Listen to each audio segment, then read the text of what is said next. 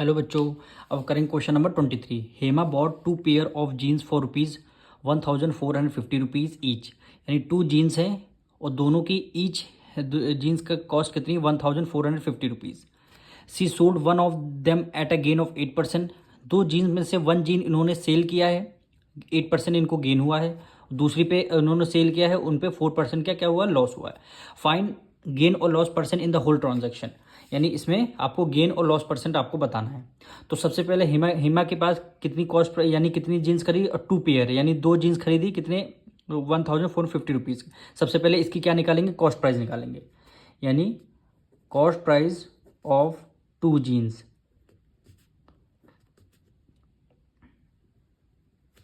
Cost price of 2 jeans each है, यानी दोनों की सेम प्राइस है, यानी 1450 प्लस 1450। ईच का मतलब है दोनों जीन्स की कॉस्ट सेम है। अब इसको ऐड कर लेते हैं। ये आपका 0 हुआ, 5 + 5 10, 1 कैरी गया, 4 + 4 8, एक 9 हुआ, और 1 + 1 2 हो गया। यानी कॉस्ट प्राइस 2900 रुपीज़ हमारी कॉस्ट प्राइस आ गई। अब निकालेंगे हम सेलिंग प्राइस। सेलिंग प्राइस 1, यानी पहली जीन्स का सेलिंग प्राइस हम निकालेंगे। वो भी इनको क्या हुआ है, जब इन्होंने सेल किया है गेन हुआ है 8% का। तो सेलिंग प्राइस कब निकालते हैं, यानी 100 गेन हुआ है प्लस गेन परसेंट डिवाइड कर देंगे 100, और फर्स्ट जीन्स का cost price multiply by cost price. अब इसको आपको सॉल्व करना है, यानी 100 आ गया प्लस गेन परसेंट कितना 8% गेन हुआ है, डिवाइडेड बाय 100। कॉस्ट प्राइस यानी पहली वाली यानी सेलिंग प्राइस 1 का निकालना है ना। कॉस्ट प्राइस फर्स्ट जीन्स का कितना है 1450, तो मल्टीप्लाई 1450। इसको आपको सॉल्व करना है। ये आ रहा आपका क्या 108 डिवाइडेड बाय 100 मल्टीप्लाई 14, यहाँ पे होगा 1450, यानी आपका 0 से 0 कैंसिल। फिर इसको हम 5 से करते हैं, 5 2 ज़ा 10, 5 2 ज़ा 10, 4 कैरी गया, 5 9 ज़ा हो गया 45। फिर इसको 2 से करते हैं, 2 1 ज़ा 2, और 2 5 ज़ा 10, और 2 4 ज़ा 8, यानी 54 की मल्टीप्लाई कितने से करेंगे, 54 की मल्टीप्लाई 29 से करेंगे, यानी 54 मल्टीप्लाई बाय 29। 9 4 ज़ा क्या हो गया 36 हो गया, 9 5 ज़ा 45, 45 में 4 ऐड किया कितना हो गया 48, मल्टीप्लाई 4 2 ज़ा 8, और 5 2 ज़ा क्या हो गया 10 हो गया, 6 8 + 8 16, 1 कैरी गया 5, यानी 1566। कितने रुपीज़ आए 1566। इसका फर्स्ट जीन्स की सेलिंग प्राइस हमारी आ चुकी। अब इसी तरह हम सेकंड जीन्स की सेलिंग प्राइस निकालेंगे।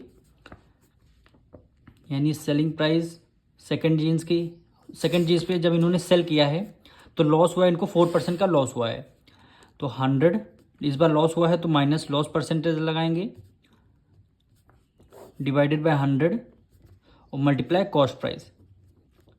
अब इसको आपको सॉल्व करना है। 100 में 100 as it is, minus loss percent कितना 4% का लॉस हुआ है, डिवाइडेड बाय 100, और मल्टीप्लाई कॉस्ट प्राइस कितना है 1450।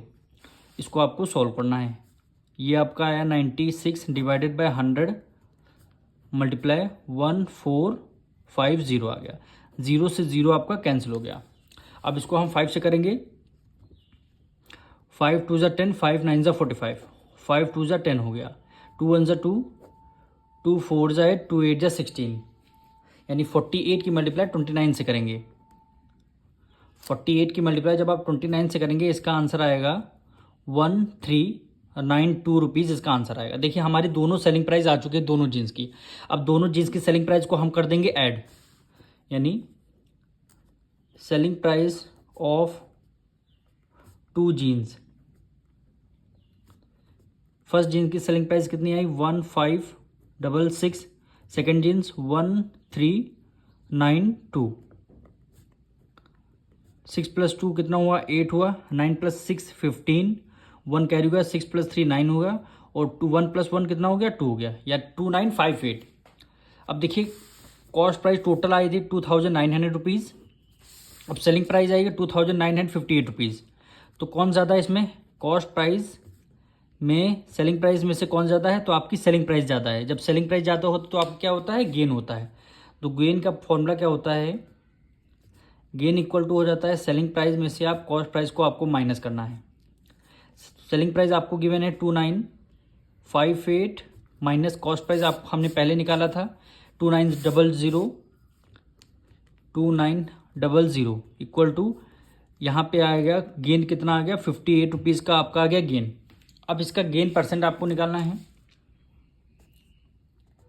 यानी गेन परसेंट फॉर्मूला क्या होता है, डिनोमिनेटर में क्या रखते हैं, हमेशा कॉस्ट प्राइस आती है, यानी कॉस्ट प्राइस कितनी है 2900 और गेन हुआ है तो न्यूमरेटर में गेन कितना 58 रुपीज़ का आपको गेन हुआ है और मल्टीप्लाई परसेंट निकालने से मल्टीप्लाई 100 से कर देंगे, 2 जीरो से 2 जीरो कैंसिल, 29 वन जा 29, 29 टू जा क्या हो गया 58, तो गेन कितना आया 2% क्या हुआ आपका गेन आया है। यही क्या हो जाएगा आपका आंसर हो जाएगा। हम मिलेंगे नेक्स्ट वीडियो में।